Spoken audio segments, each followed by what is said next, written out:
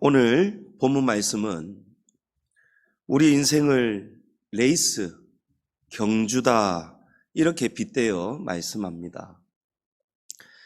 경주 중에서도 오늘 1절 말씀을 보면 인내로서 달려가야 할 경주라고 합니다. 여러분, 인내해야 달려갈 수 있는 경주. 다시 말하면 단거리 경주가 아니라는 말씀입니다. 장거리, 바로 마라톤과 같은 그런 장거리 경주를 하는 것이 우리 인생입니다. 더 궁극적으로 말하자면 우리가 궁극적인 결승선이 어디죠? 하나님의 나라입니다. 천국 가는 거예요. 천국에 가기 위해서 우리는 지금 경주를 하고 있는데 이 경주는 마라톤과 같다는 거예요. 여기 경주라고 번역된 헬라어 원어는 아곤이라는 단어인데 이 뜻은 경주라는 뜻만 있는 것이 아니고 고통이라는 뜻도 있습니다.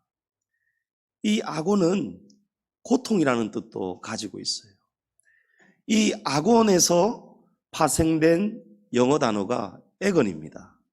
그 뜻은 극도의 육체적이고 정신적인 고통을 일컫는 말입니다. 그러니까 우리 인생은 경주인데 이 장거리 경주인데 이 장거리 경주를 하는 동안에는 육체적이고 정신적인 고통을 수반할 수밖에 없다는 것입니다. 실제로 마라톤 선수들 어떻게 경주하는지 아시지 않습니까? 마라톤 선수들 육체가 굉장히 힘이 듭니다. 제가 군대에 있을 때 상병에서 병장 진급하려면 체력 시험을 통과해야 되는 거예요. 이거 떨어지면 동기들은 병장 다는데 미끄러지는 거예요. 그래서 또 제가 좀 보기보다 애살이 있거든요. 무조건 잘 받아야 되겠다, 잘 쳐야 되겠다. 이 마라톤은 42.195km인데 군대에서 진급시험은 4km를 달립니다. 오래 달리기를 하는 거예요. 제가 뛰는데요, 육체에 한계가 오는 거예요. 나름 작전을 잘 세웠는데 페이스 조절을 하는데도 한계가 오고요. 막 정신적으로 고통이 와요. 그냥 살랑살랑 뛸까? 이리 뛰다가는 숨이 차서 쓰러질 것 같은데 엄청나게 육체도 힘들고 정신적인 갈등이 생겨요. 마지막 딱 통과하고 나니까 제가 1등 한 거 있죠. 여러분 믿으셔야 됩니다. 여기서 어떻게 거짓말을 할 수 있겠습니까? 오래 달리기 1등을 한 거예요.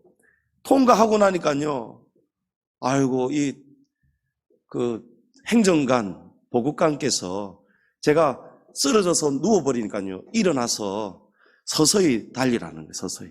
바로 딱 퍼져버리면은 큰일 난다는 거예요. 숨도 안 쉬어지고요, 막 힘들어 죽겠는 거예요. 이 4km 뛰는 것도, 겨우 뛰는 것도 이래 힘든데, 죽을 것 같은데, 여러분 42.195m를 어떻게 그 장거리를 달리겠느냐는. 잘못하면, 조절 잘못하고 잘못 뛰면 정말 죽는 선수들도 있습니다. 이 마라톤의 유래만 보아도 알 수 있지 않습니까? 이 기원전 고대 때에 그리스와 페르시아가 전쟁을 하였는데 그리스의 이 마라톤이라는 도시에서 두 나라 사이에 전쟁이 일어나는 거예요. 근데 그리스가 극적으로 승리를 했습니다. 그래서 이 승전보를 그리스 아테네에 알리기 위해서 한 병사가 마라톤 도시에서 출발을 해서 그리스 아테네까지 달려갔는데 그 거리가 약 40km인 거예요. 근데 이 병사가 쉬지 않고 이 소식을 전하지 않을 수가 없기 때문에 승전보를 도착하고 전하고는 죽어버렸잖아요. 장거리가 얼마나 육체적으로 정신적으로 힘든 고통이었으면 승전보를 알리고는 픽 쓰러져 죽었단 말이에요. 그것을 기념하면서 이것이 유래가 되어서 지금 오늘날의 올림픽 마라톤 종목이 된 것입니다. 그래서 마라톤 선수들은 이 장거리를 몸을 잘 유지하고 뛰기 위해서 어떻게 합니까? 최대한 몸을 가볍게 하는 거예요. 거추장스럽고 무거운 거 다 줄여야 되는 거예요. 그래서 옷도 속옷 입고 또 위에 입고 겉옷 입고 이렇게 안 하죠. 옷은 입은 듯 안 입은 듯 딱 간촐하게 딱 옷을 간단하게 입어버립니다. 옷도 기능성이에요. 일반 옷보다도 훨씬 기능이 좋으면서도 깃털처럼 가벼운 그런 옷을 계속해서 개발하고 있습니다. 머리카락도 이 무겁고 고추장스럽잖아요. 그래서 여성 마라토너도 머리를 그냥 빡빡 밀고 달리는 선수들도 있습니다. 뛰는데 요 말꼬리처럼 찰랑찰랑 흔들린다 생각해 보십시오. 그렇게 뛰는 선수 잘 없습니다. 단거리 선수는 머리 찰랑찰랑하고 뛰는 선수 제법 있습니다. 근데 장거리 선수는 될 수 있으면 몸을 가볍게 해야 되는 거예요. 그래서 아름다움도 개의치 않습니다. 그냥 머리를 짧게 스포츠 머리처럼 빡빡 밀어버리는 거예요.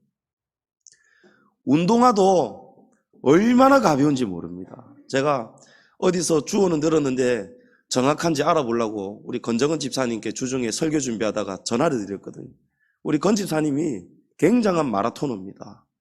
완주도 하고 하프 마라톤도 하고 집에 가보니까 많더라고요.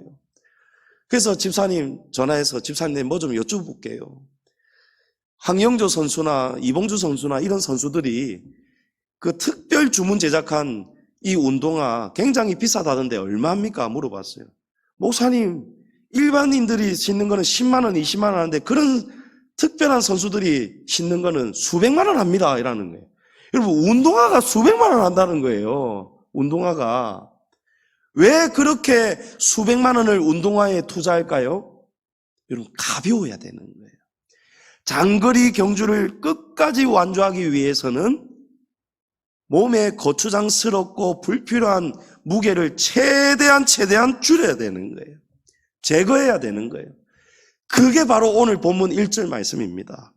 모든 무거운 것과 얽매이기 쉬운 죄를 벗어버리고 인내로서 우리 앞에 당한 경주를 하며, 여러분 인내가 필요한 경주입니다. 마라톤입니다. 장거리 경주입니다. 이 장거리 경주 완주하기 위해서, 우승하기 위해서, 좋은 성적 얻기 위해서 어떻게 해야 됩니까? 모든 무거운 것과 얽매이기 쉬운 죄를 다 벗어버려야 됩니다. 여러분 중요한 사실이죠. 마라톤 선수들이 그걸 알기 때문에, 경험해 봤기 때문에 몸에다가 이 의복에 대해서 머리도 신경을 쓰고 운동화도 수백만 원짜리를 특별 주문 제작을 하고, 왜 거기에 연구를 하고 투자를 하겠습니까? 이것이 경기 결과에 굉장히 막중한 영향을 미치기 때문입니다. 우리는 오늘 이 말씀을 지금 오늘 이 땅에 있는 이 마라톤 경기와 똑같은 그런 상식선에서 우리가 이 말씀을 깊이 새겨드려야 될 것입니다. 우리가 천국 가기 위해서, 우리 인생의 경주도 마라톤과 똑같은데 우리도 완주하기 위해서 거추장스럽고 무거운 것, 몸에 지니기에 방해가 되는 것들이 있다면 여러분 제거하셔야 되겠죠. 그것 들고 뛰다가는 완주도 못하고 자칫 잘못하다가는 죽을 수도 있고 인생의 끝이 여러분 멸망이 될 수도 있다는 것입니다. 그래서 우리가 이 천국을 가려면, 하나님 나라에 잘 들어가려면, 하나님 나라에 들어가더라도 여러분 선수들이 다 똑같은 상 받는 거 아니죠. 금메달의 영광이 다르고 은메달의 영광이 다르고 동메달의 영광이 다르고 여러분 다 다른 거예요. 우리가 잘 달려가서 완주해서 영광스러운 천국에 가기 위해서는 우리도 몸에 지니고 있는 거추장스러운 것, 이런 것들을 버려야 됩니다. 무엇을 버려야 될까요? 모든 무거운 것, 이것이 무엇일까요? 모든 무거운 것을 버리라고 하는데 그것은 바로 우리 믿음 생활에 방해가 되는 무거운 짐들입니다. 우리가 잘 달려가는 거 결승선이 어디라고 했습니까? 천국입니다. 천국을 향해 우리가 가야 되는데 천국을 향해 뛰어가는 이 믿음의 경주 속에서 믿음을 자꾸 넘어뜨려 버리는 거예요. 방해를 하는 거예요. 무엇입니까? 베드로전서 2장 11절에 보면 사랑하는 자들아 거류민과 나그네 같은 너희를 권하노니 영혼을 거슬러 싸우는 육체의 정욕을 제어하라 라고 했습니다. 여러분, 영혼을 거슬러 싸우는 방해가 되는 것이라는 장애물이 있다는 것입니다. 그것이 무엇입니까? 육체의 정욕입니다. 다른 말로 욕망이죠. 내가 하고 싶은 것, 내가 이루고 싶은 것. 또 더 깊이 근본으로 돌아가면 우리의 자아입니다. 자아. 내가 원하는 거예요.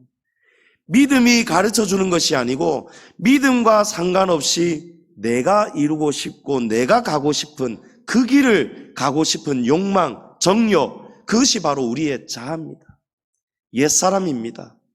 우리가 깨뜨리고 부서지고 낮아지고 옛사람을 십자가에 못 박아서 죽여버려야 되고 이제 옛사람 그 자아는 죽어 없어지고 우리 안에 예수 그리스도의 성품으로 예수님을 닮아가는 새 사람을 입어야 된다는 것입니다. 동물농장 이런 동물들 나오는 프로그램을 보면 한 번씩 이 강아지들 컨테스트가 있어요. 주인 옆에서 잘 걷는 거, 그 다음에 강아지들 경주 있습니다. 충성도를 테스트하는 거예요. 어린 강아지들인데요, 이 어린 강아지들 딱 한 선에 딱 일렬로 세워놓고 저 끝에 결승선에는 주인이 있는 거예요. 그래서 이 경기위원들이 중간에 유혹할 것들을 준비를 해놨어요. 간식도 있고 풍선도 준비하고 장난감도 준비하고 강아지가 땅 하고 달려가기 시작하면 막 흔들고 유혹하기 시작하는. 그럼에도 불구하고 마지막까지 흔들리지 않고 좌로우로 쳐다보지 않고 주인만 보고 달려가는 강아지, 그 강아지가 1등하는 그런 경기입니다. 자, 이 강아지들이 결승선에 딱 섰어요. 여기 땅 하고 이제 출발을 합니다. 이제 주변의 도우미들이 여기 있다 개껌 먹어라 간식 먹어라 하고 막 흔들고 유혹을 하는 거예요. 막 소리를 치고. 여러분, 어떤 그림이 연상이 됩니까?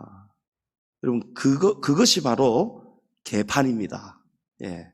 그런 걸 개판이라고 하는 거예요. 강아지들이 쫓아오다가요, 막 왼쪽으로 갔다가 오른쪽으로 갔다가 자빠지고 우유 먹으러 가고 과자 먹고 간식 먹고 주인이 오라고 불러도 오지를 않는 거예요. 그럼 강아지들이 가야 할 길을 가다가 자꾸 트랙을 벗어난단 말이에요.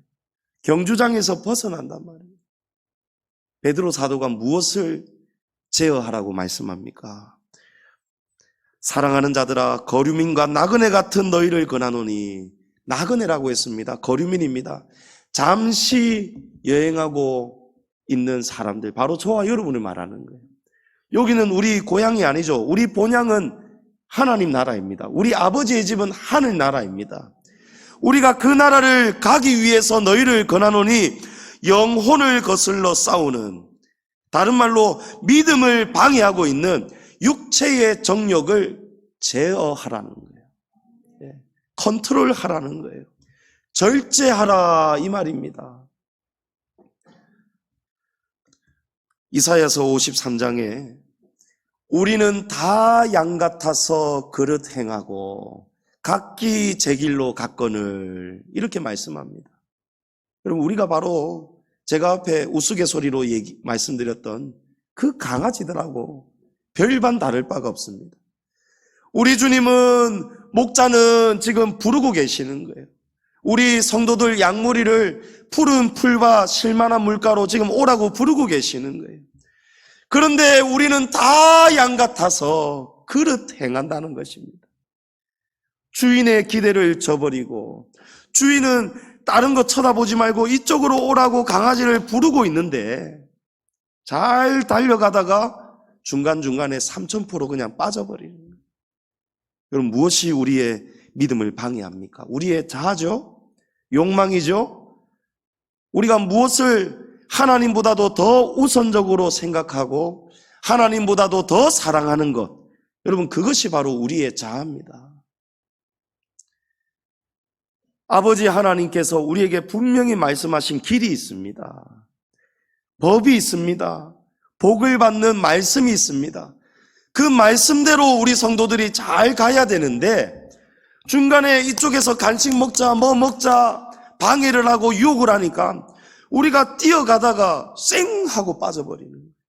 곁길로 그냥 빠져버리는 거예요. 여러분, 이런 모든 무거운 것이 바로 우리의 믿음 생활을 방해하는 거예요. 잘 가다가 뛰지 못하도록 방해하는 것. 인생에 이 가볍게 뛰어가야 되는데, 하나님께로 달려가야 되는데 뛰어가지 못하고 멈추게 만드는 것. 무거운 욕망, 거대한 우리의 이런 정욕, 자아, 여러분, 이것들을 버리셔야 되는 거예요. 이걸 버리시면 어떻게 됩니까? 우리가 가벼워집니다. 잘 뛰게 되는 거예요. 그래서 중요한 것은 우리가 방향이 중요합니다. 이 몸이 무엇에서부터 움직입니까? 몸이 마음에서부터 움직이는 거예요. 여러분, 생각을 따라가지 마시고 생각을 선택하셔야 됩니다. 무엇이 하나님이 보시기에 선하시고 기뻐하시고 온전하게 여기시는 뜻인가? 여러분, 그 생각을 분별하셔야 된다는 거예요. 잘 모를 때는 기도해야 됩니다. 성령님, 어떻게 하면 좋습니까? 지금 내 마음의 한쪽에서 이런 마음이, 이런 생각이 지금 내 인생의 방향을, 지금 새로운 방향을 이끌어 가려고 하는데 제가 지금 흔들리고 있는데 어떻게 하면 좋습니까? 고민할 때 여러분, 성령님께 기도하셔야 돼요. 그러면 성령님이 우리 안에서 바른 양심의 소리를 들려주십니다. 진리가 무엇인지, 사람답게 어떻게 사는 것이 진실한 것인지, 하나님이 무엇을 옳다라고 인정해 주시는지 우리 안에 계신 성령님께서 옳은 길을 깨닫게 하시는 거예요. 그러면 우리가 어떻게 해야 됩니까? 거추장스러운 것, 잘못된 생각들, 의롭지 못한 선택의 기로에 있을 때 우리가 그것을 버려야 되는 거예요. 여러분, 모든 무거운 것들 잘 버리시기 바랍니다. 그래야 잘 달려갈 수 있습니다. 또 한 가지, 얽매이기 쉬운 제약을 벗어 던지라 라고 말씀합니다. 얽매이기 쉬운 제약을 벗어 던지라. 성도님 여러분, 우리가 이 무거운 제약을 벗어 던질 수 있는 곳은 한 군데밖에 없지요. 여러분, 어디 가서 이거 벗어 던질 수 있겠습니까? 어디 가서 누가 이 짐을 내려줄 수가 있겠습니까? 눈에 보이지가 않는 이 제약의 짐을 누가 해결해 준단 말입니까? 여러분, 어디밖에 없습니까? 십자가밖에 없어요. 십자가 밑이 아니면요, 우리의 제약의 짐을, 얽매이고 있는 이 무거운 짐을 절대로 벗을 곳이 없습니다. 방법이 없습니다. 예수님이 십자가에 흘려주신 그 보혈, 그 보혈의 공로 앞에 우리가 죄를 자복하면 하나님이 아들의 그 보혈의 공로 때문에 우리의 죄악을 하나님이 용서해 주시는 거예요. 요한일서 1장 9절에 만일 우리가 우리 죄를 자백하면 그는 미쁘시고 의로우사 우리 죄를 사하시며 우리를 모든 불의에서 깨끗하게 하실 것이요. 여러분, 이래야 우리가 가벼워지는 거예요. 우리가 우리의 죄를 자백하면 하나님은 미쁘신 분이라는 거예요. 미쁘다는 말은 믿음직하다, 변함이 없다, 이런 뜻이에요. 하나님이 약속하셨습니다. 하나님이 세상을 이처럼 사랑하사 독생자를 주셨으니 이는 그를 믿는 자마다 멸망하지 않고 영생을 얻게 하려 하심이라. 여러분, 이것이 하나님의 약속입니다. 그래서 우리 성도는 십자가를 지고 달려가야 되는 거예요. 십자가가 아니면 이 무거운 죄악에 얽매인 것을 풀어놓을 곳이 없단 말이에요. 그래서 항상 십자가를 휴대하듯이, 십자가와 내가 한 몸이 되듯이, 그래서 달려가셔야 되는 거예요. 여러분, 그래야 완주할 수 있습니다. 그런데 우리가 회개해야 이 무거운 짐이 가벼워지는데, 어떤 인생들, 어떤 성도들은 보면요, 회개하지 않습니다. 회개는커녕 기도 생활 아예 하지 않습니다. 예배 생활 겨우, 주일 예배 겨우 드리고, 어쩔 수 없는 삶에 바쁘게 돌아가는 그런 것들 물론 있을 것입니다. 사정이 있을 것입니다. 그런데 중요한 것은요, 우리의 결승선은 이 사회가 아니라는 거예요. 국가가 아니라는 거예요. 대한민국이 아니라는 사실입니다. 누구든지 언젠가는 육신의 장막을 벗고 하나님의 심판대 앞에 서야 됩니다. 그 심판의 결승선을 잘 통과하려면 우리가 장거리를 완주를 해야 되는데 회개하지 않습니다. 기도 생활하지 않습니다. 그러니 살면서 짓는 이런 무거운 제약이 얼마나 무겁겠습니까? 여러분, 무겁겠죠. 눈에 보이지 않아도요, 얼마나 무겁겠습니까? 여러분, 사람 몸에 저는 1년에 한 번 아니면 한두 번 이런 대중탕에 가서 때를 밀거든요. 평소 때는 샤워를 자주 합니다. 여름에는 당연히 매일 하고요. 또 안 그래도 하루 이틀간에 자주 합니다. 그래서 제 생각에는 오랜만에 목욕탕 가서 이 때타올 가지고 밀면 때가 시커멓지도 않을 것 같고 얼마 나오지도 않을 것 같은 거예요. 그런데 한번 오랜만에 갔더니요, 죽다가 살았지 않습니까? 때가 끊임없이 나오는 거예요. 시커먼 때가 나오는 거예요. 여러분, 보이지 않는데도요, 밀면은 시커먼 때가 나오더라고요.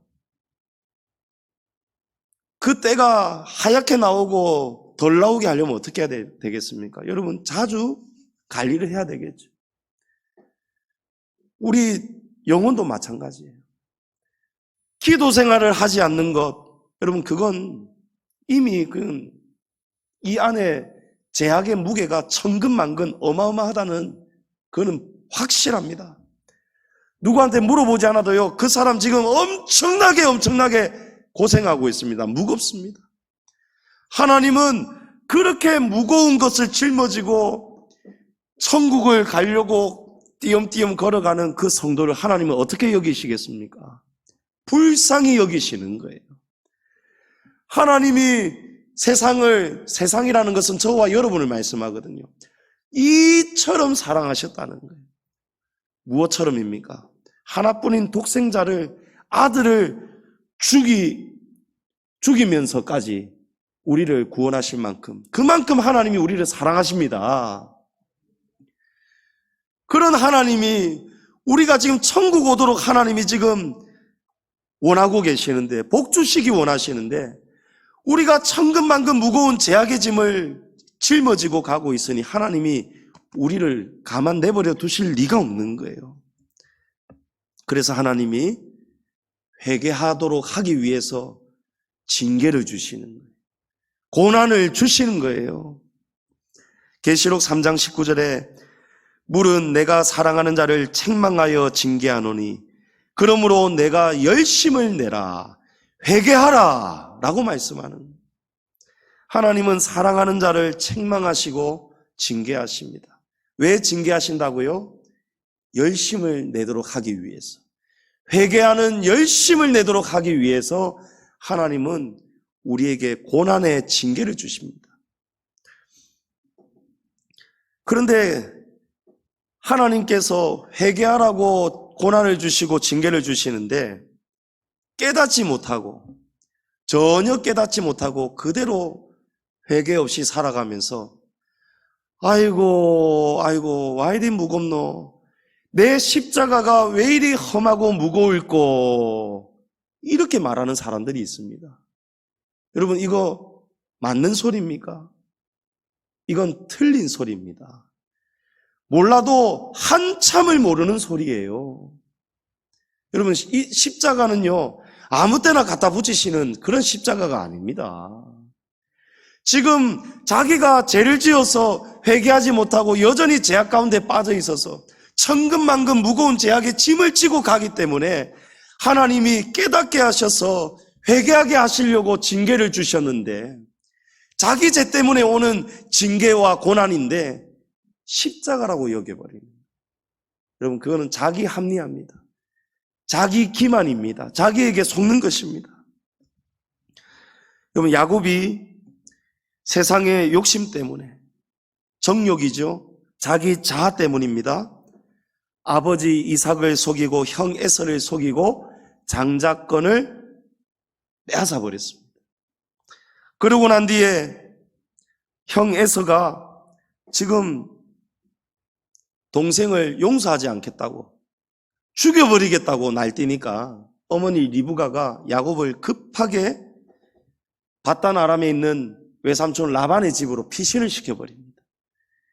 야곱이 멀쩡한 집에서 어느 한순간에 집에서 나오지 않을 수가 없는 거예요. 그 차가운 들녘에서 딱딱한 돌베개를 베고 잠을 자게 된 것입니다. 여러분, 왜 이런 일이 일어났습니까? 야곱의 십자가 때문입니까? 아니죠. 야곱의 죄 때문인 거예요. 자기의 욕망 때문에 무거운 것을 벗어 던져야 되는데 벗어 던지지 못하고 끙끙 앓으면서 야곱이 가야 할 길을 가지 않으니까, 그러니까 하나님이 결국은 고난당하게 하시는 것입니다.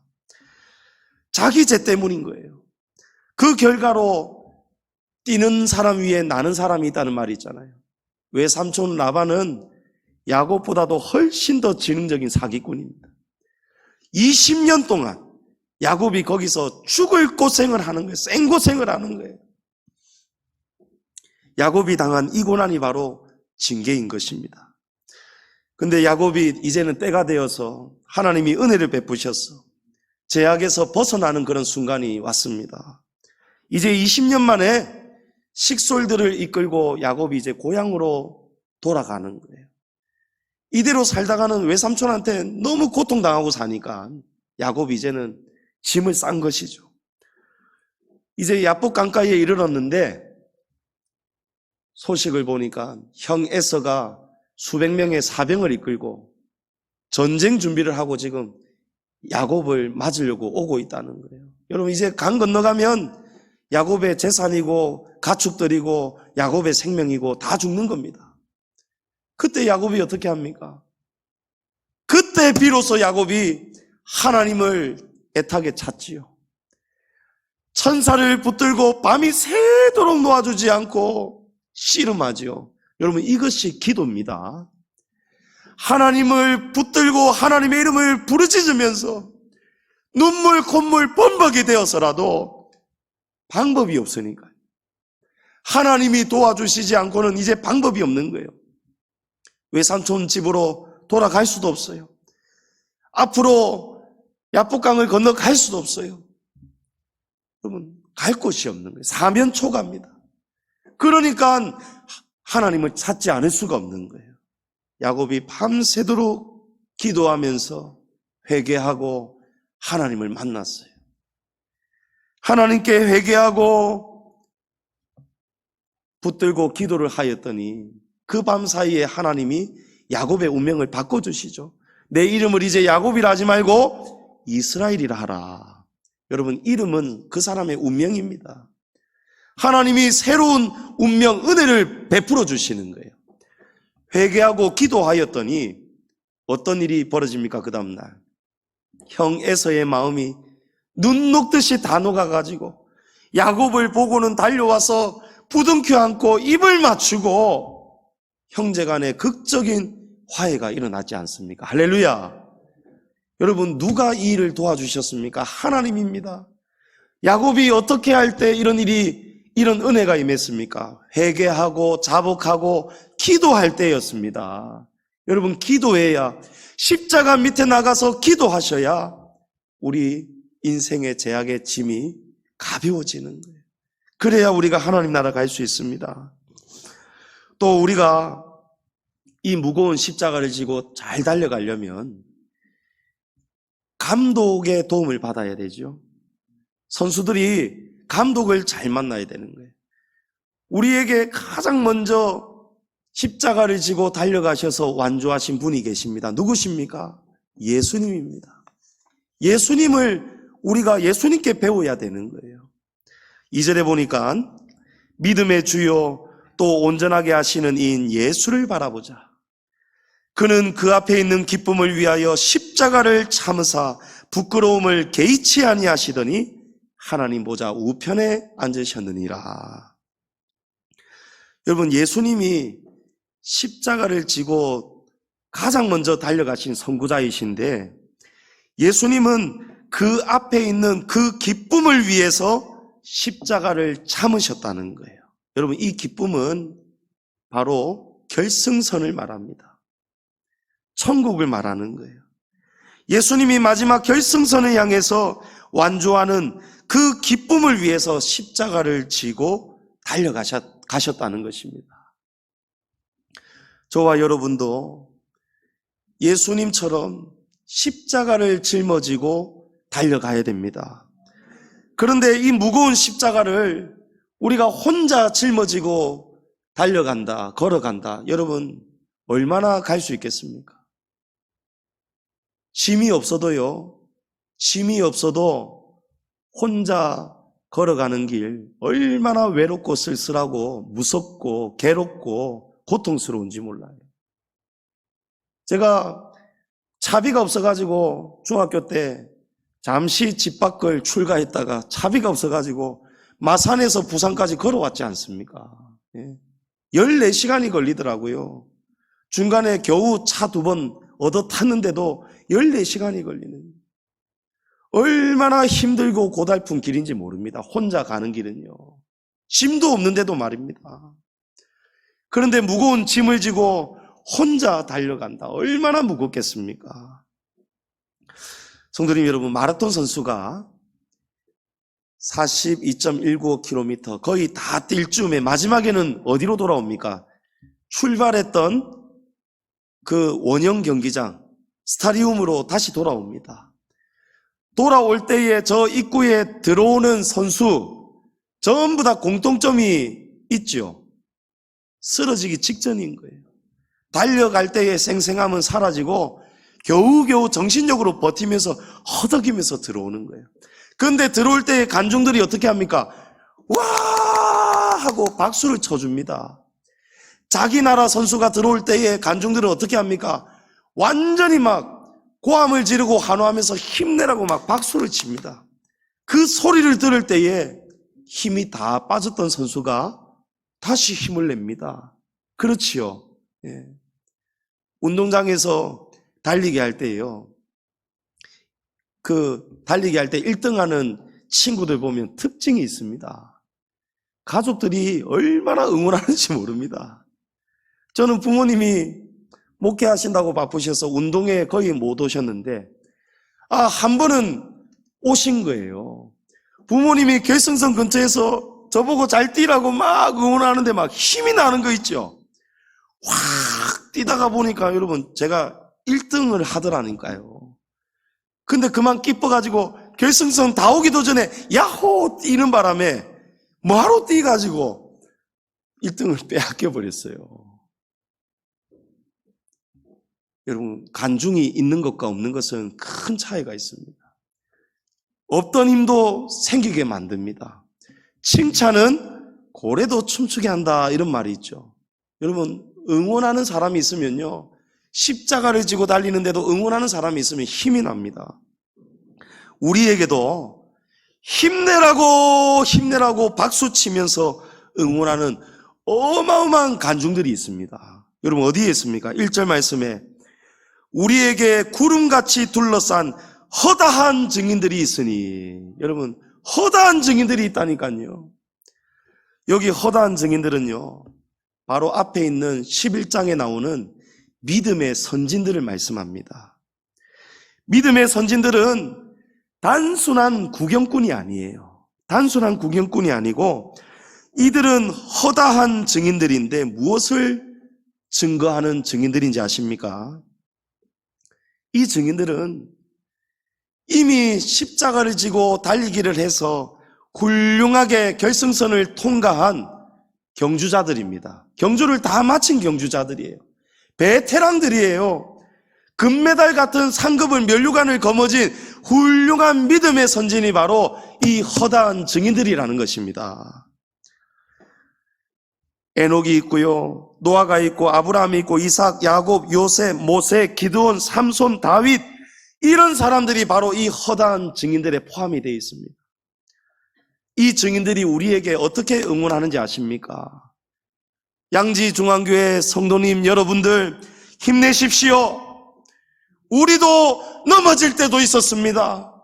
여러분, 노아는 술 취하였고, 다윗은 살인도 저지르고, 간음죄도 저지르고, 얼마나 실패하고 넘어진 죄인들이었습니까?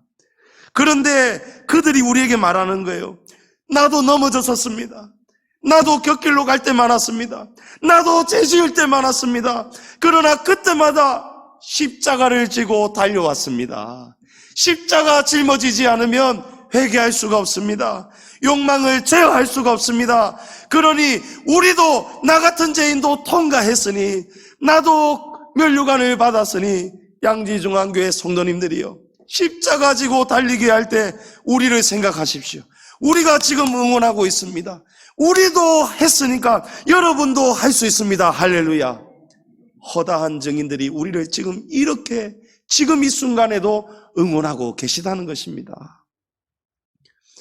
십자가 지고 달려가다가 여러분 힘들고 지칠 때에 가장 먼저 십자가 짊어지고 달려가신 예수님을 바라보시기 바랍니다. 또한 그 예수님을 힘입어서 우리보다 먼저 앞서 달려간 믿음의 선진들이, 결승선을 통과한 선진들이 지금 우리도 잘 뛰으라고 박수와 응원을 아끼지 않고 있다는 사실을 기억하시고 여러분 힘내서 달려갈 수 있기를 축복합니다. 예수님이 십자가 달리기를 완주하신 두 가지의 비결이 있습니다. 첫째는 인내입니다. 인내하지 않으면 십자가 지고 달리기 할 수가 없습니다. 결승선에 있는 기쁨을 위해서 예수님은 십자가를 참으셨다는 거예요. 죄가 없으신 예수님은 부당한 고통을 사실은 당하신 것입니다. 예수님은 십자가 지실 필요가 없으신 분입니다. 그렇죠? 부당한 고통을 당하신 거예요. 그래서 할 수만 있으면 아버지 이 잔을 좀 거두어 주시면 안 되겠습니까? 이렇게도 바라셨다가 예수님이 아닙니다 아버지, 제 뜻대로 마시고 아버지의 뜻대로 하여 주옵소서 라고 기도하신 거예요. 예수님은 부당한 고난을 받았는데도, 부당하게 무거운 십자가를 짊어지셨는데도 그 기쁨을 위해서 그 결승선에 계시는 하나님 아버지를 생각하면서 참고 인내할 수가 있었던 것입니다. 베드로전서 2장 19절에 부당하게 고난을 받아도 하나님을 생각함으로 슬픔을 참으면 이는 아름다우나. 아멘.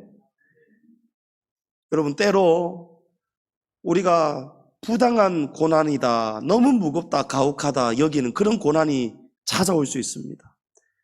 그런 고난을 당할 때에 여러분 예수님의 이 인내를 기억하시기 바랍니다.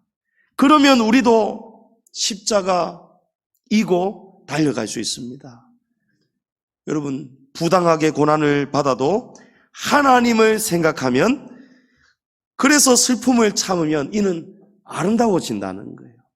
하나님이 나중에 여러분에게 아름다운 금면류관을 주실 줄을 믿습니다. 우리 각자에게 주신 십자가를 부당하게 여기면요, 무겁습니다. 원망이 나오고요, 포기하고 싶습니다. 십자가 그냥 던져버리고 싶습니다. 그러나 예수님은 하나님께 칭찬받으실 그 영광을 바라보신 거예요. 죽도록 충성한 아들을 하나님이 어떻게 주셨습니까? 다시 살리시고 높이시고 영광의 보좌로 위로하여 주셨습니다. 그 기쁨을 바라볼 때에 예수님은 인내할 수가 있었던 것입니다. 여러분, 천국을 믿으십니까? 십자가 뒤의 영광을 믿으십니까? 그러면 부당한 무거운 십자가를 짊어졌다 하실지라도 여러분, 예수님의 이 비결처럼 그 기쁨을 위해서 인내하시면서 십자가 지고 달려가시기 바랍니다. 그러면 반드시 아름다운 날이 찾아올 줄을 믿습니다. 둘째로 예수님의 십자가 달리기 비결은요, 섬김입니다. 섬김. 다른 말로 사랑이에요. 사랑. 사랑이 없으면요, 십자가 지고 달려갈 수가 없습니다.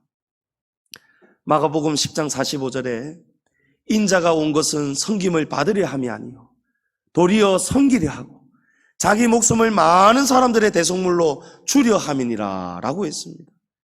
예수님이 십자가를 지신 이유, 십자가를 지고 달려가신 이유가 무엇입니까? 섬기기 위해서 십자가를 짊어지셨다는 거예요. 많은 사람들이 대부분 자기 죄 때문에 고난을 받고 있습니다. 예수님 옆에 섰던 두 강도, 여러분, 그 두 강도는 자기 죄 때문에 십자가에 달린 고통입니다. 그런데 십자가 대속의 은혜를 깨달은 한편의 강도, 여러분, 변화되죠.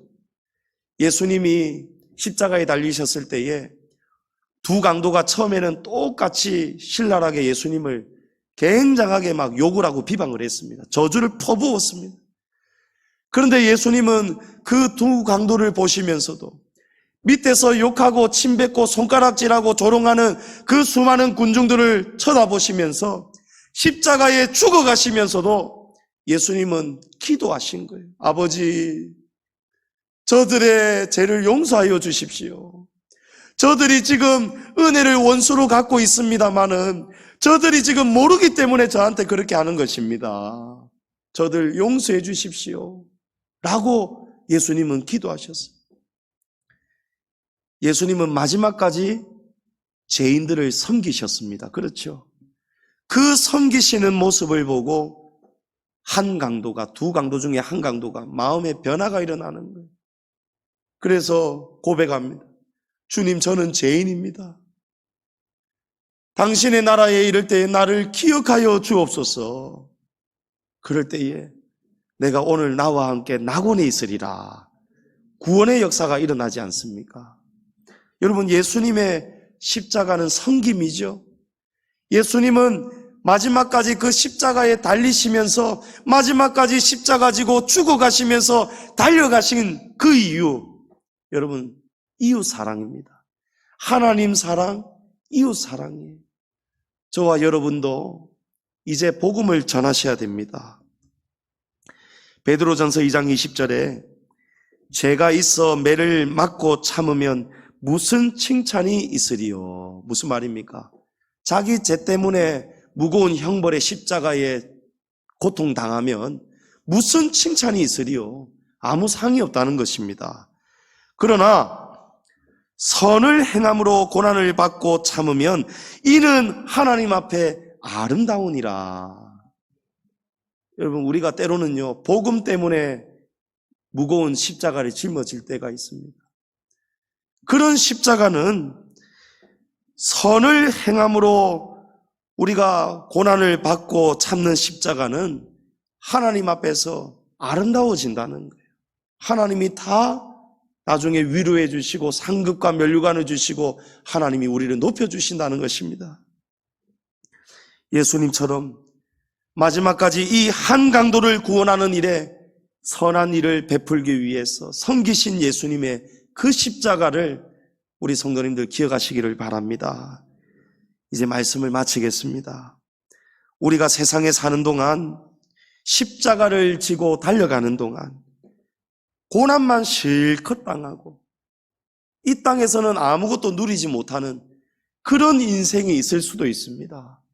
그렇다 할지라도 성도님 여러분, 절대 실망하거나 낙심하실 필요가 없습니다. 십자가 뒤에는요, 무조건 반드시 천국이 있고 영광이 있기 때문입니다. 하나님이 예수님을 어떻게 해주셨습니까? 오늘 말씀해 보면 하나님의 보좌 우편에 앉게 하셨습니다. 여러분, 우리 각자의 십자가는 다를 수 있습니다. 그러나 하나님은요, 마지막에 결승선을 통과한 모든 성도 한 사람 한 사람을 하나님은 확실하게 차별해서 공정하게 예우하십니다. 여러분, 가장 공의는요, 차별이죠.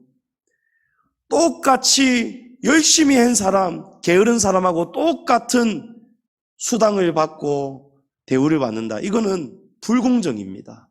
하나님은 공의로우신 분이기 때문에 각자가 달려온 대로, 각자가 심은 대로 하나님은 우리에게 넘치도록 부어주신다는 거예요. 고린도전서 15장에 보면 해의 영광이 다르고 달의 영광이 다르며 별의 영광도 다른데 별과 별의 영광도 다르도다라고 했습니다. 여러분, 지금까지 달려온 저희의 영광이 여러분하고 다 다르다는 거예요. 여러분보다 더 많을 수도 있고 더 낮을 수도 있고, 또 여러분이 저보다도 더 큰 영광을 지금 하나님 앞에 심으셨을 수도 있다라는 것입니다. 중요한 것은요, 직분 따라서 하나님이 상급을 주시지 않습니다. 누구든지 심은 대로 그대로 거두시게 될 줄을 믿으시기 바랍니다. 그래서 우리가 선을 행하되 낙심하지 말라고 했습니다. 낙심하지 말지니 때가 되면 거두리로다. 할렐루야!